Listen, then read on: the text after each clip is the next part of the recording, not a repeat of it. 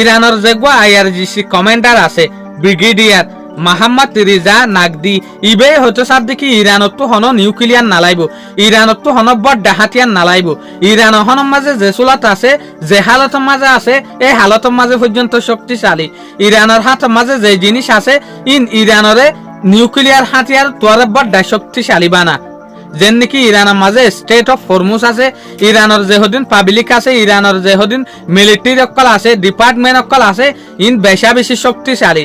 লয়ে আরা বেটার যদি আরা তো তাকে দইলে আরা ইয়ান নবুজিত দে আরা তো নিউক্লিয়ার হাতিয়ার লাইব দিয়ান। দেশলাম মাঝে বিদেশের রিপোর্টার ইয়াগত ফুসাল্লর এ সুলাম মাঝে হদ দিয়া আর তোর তুই এক গয়ে হইতো সার দেখি আরা ইউএসর যে হদিন মিলিটারি ফোর্স আছে ইনরে জেনলা স্ট্রং বলিওরে টাইটাম জেনলা দর বলিওরে টাইটাম আসল হতাম মাঝে ইনলা ধর ন আরা 5 মাস পর্যন্ত এলারা ইবাম মাঝে ইয়ান শিখি ভাজি দে ইউএসর যে হদিন মিলিটারি আছে, ইউএসর যে হদিন ফোর্স আছে, হদুর দর দিয়ান আরা কেম্মেং করি ভাজি আরা ইয়ানরে আন্তাজ করি ভাজি ইয়ারা দেখি দে ইতার আর যে হদিন মিলিটারি ফোর্স আছে ইরানর ইনর দীক্ষা পর্যন্ত ধর ন লারা ইনত তো আরা বেশা বেশি সবক হাসিল করছি।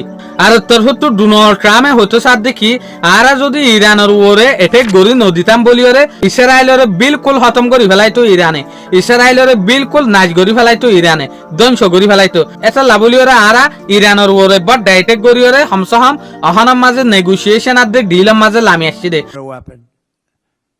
Because the Middle East will be gone, Israel will go first without question, and they'll certainly take a shot at us before we get our act together and say we got to take them out. অবশ্য যদি আরা ইরানের ওরে এটেক নগরতাম বলি ইতারা ইসরায়েলের পরে target আর ওরেও করতো, ইউএস এর ওরেও করতো, ইউএস এর ওরেও বড় ডাইটেক করতো।